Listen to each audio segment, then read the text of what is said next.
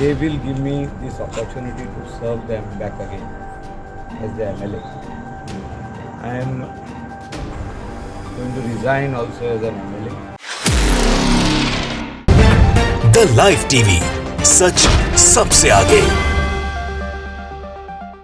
नमस्कार, मैं हर्षिता सिंह और आप देख रहे हैं द लाइव टीवी। आने वाले एक महीने के भीतर होने वाले 5 राज्यों में विधानसभा चुनाव के पहले भाजपा खेमे में जबरदस्त भगदड़ मची हुई है। भाजपा खेमे में आया राम और गया राम का जो खेल है वो अब जोर शोर से शुरू हो चुका है और भाजपा को चुनाव के पहले 2 राज्यों में चुनाव के ठीक पहले जबरदस्त झटका लगा है। यूपी और गोवा, ये दोनों ही राज्य भाजपा शासित राज्य हैं और ये दोनों ही बीजेपी शासित राज्यों में भाजपा खेमे में खलबली मची हुई है।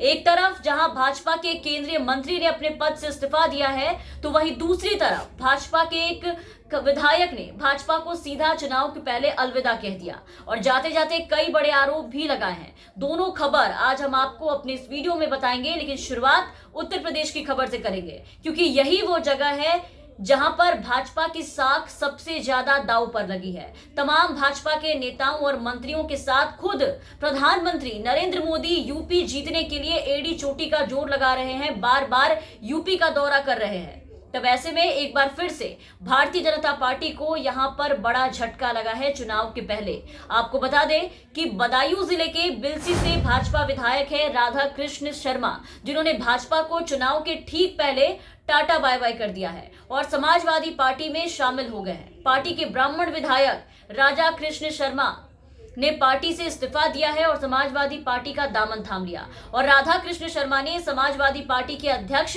अखिलेश यादव से मुलाकात की और मुलाकात करके उनकी अगुवाई में पार्टी की सदस्यता ली है। राधा कृष्ण शर्मा का उत्तर प्रदेश में विधानसभा चुनाव के ठीक पहले भाजपा को इस तरह से छोड़कर जाना भाजपा के लिए एक तगड़ा झटका माना जा रहा है। भाजपा के लिए ये शुभ संकेत नहीं है क्योंकि ब्राह्मण मतदाताओं के बीच में राधा कृष्ण शर्मा की एक अच्छी पैठ है, एक अच्छी पकड़ है और अब ऐसा माना जा रहा है कि राधा के निकलते ही सपा में जाने से ब्राह्मणों के प्रदेश में चल रही जो ब्राह्मण राजनीति है उसका फायदा समाजवादी पार्टी को मिल सकता है, बीजेपी को यहां पर नुकसान हो सकता है, जो कि यूपी में भाजपा के लिए कहीं से भी अच्छी खबर नहीं है। भाजपा के लिए बहुत ही ज्यादा बुरी खबर है।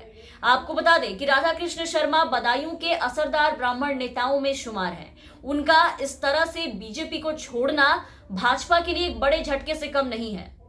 बिलसी के विधायक राधा कृष्ण शर्मा का सपा में आना यूपी में बदलती ब्राह्मण राजनीति की तस्वीर मानी जा रही है। इस पे आगे चर्चा करेंगे, पूरे विस्तार से आपको बताएंगे कि राधा कृष्ण के सपा में आते ही भाजपा में किस कदर टेंशन बढ़ी है, किसको फायदा नुकसान होगा। लेकिन उसके पहले आपको गोवा में मचे सियासी भगदड़ के बारे में बता दें क्योंकि वहां पर एक बड़े केंद्रीय मंत्री ने बीजेपी को अलविदा कहा है, बीजेपी से अपना किनारा किया है।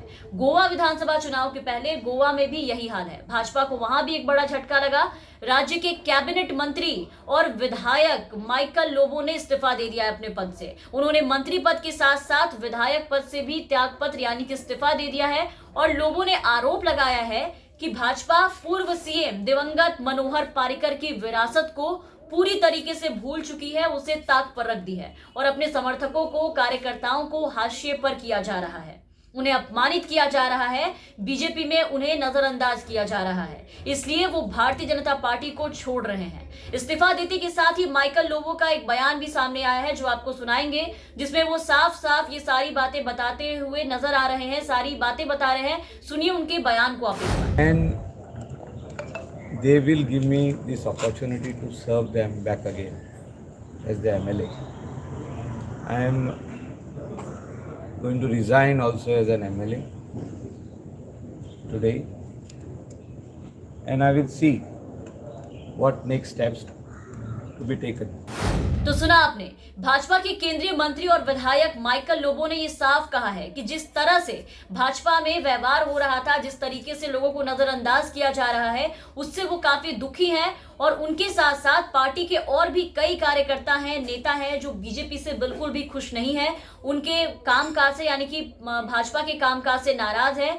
जमीनी स्तर के कार्यकर्ताओं की पूरी तरीके से इस पार्टी में अनदेखी हो रही है, जो कि पार्रिकर के टाइम में नहीं होती थी, क्योंकि पार्टी अब जितनी बड़ी हो गई है उनमें अहंकार उतना ही आ चुका है। अब जमीनी कार्यकर्ताओं का जो योगदान है उसकी कद्र नहीं बची है पार्टी में। जो मनोहर पारिकर के वक्त में हुआ करता था, सभी कार्यकर्ताओं नेताओं को सम्मान मिलता था, और इन्हीं अंदरूनी कलह और अपमान की वजह से उन्होंने पार्टी को आज अलविदा कह दिया है, पार्टी को छोड़ दिया। तो गोवा में भाजपा को चुनाव के पहले ये बड़ा झटका लगा है। उनके कदावर नेता, राज्य केंद्रीय मंत्री जो है, उन्होंने पार्टी छोड़ा।